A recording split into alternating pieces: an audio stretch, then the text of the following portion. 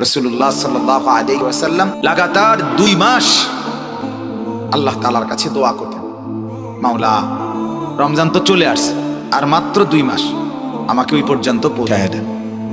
আল্লাহুম্মা বারিক লানা ফি রাজাব ওয়া শাবান ওয়া বাল্লিগনা রমাদান।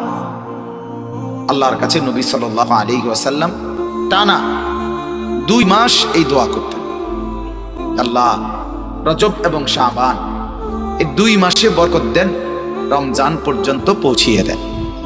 কি বরকত দেন? সব দিকের বরকত। এক ইমানদারের জন্য সব দিকের বরকত দেন।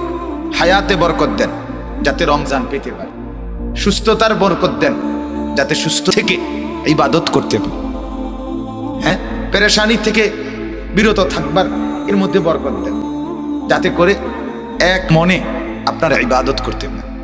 রমজান তো আছে কিন্তু আমি বেঁচে নাই, তাহলে তো হইল না।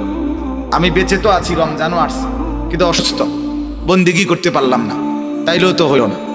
সুস্থও আছি কিন্তু পারিবারিক অনেক পেরেশানি, বিভিন্ন মুখী যন্ত্রণা, যার কারণেও নীরবে ইবাদত করতে পারলাম না, তো এটাও তো মুসিবত।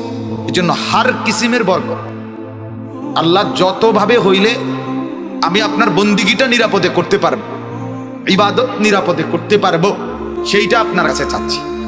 এই জন্য নবী সাল্লাল্লাহু আলাইহি ওয়াসাল্লাম 2 মাস রমজানে যেন স্বস্তি, শান্তি, নিরাপদে বেঁচে থেকে সুস্থ থেকে যেন আল্লাহর বন্দিগি করতে পারে, এই জন্য 2 মাস আল্লাহর কাছে টানা দোয়া করে।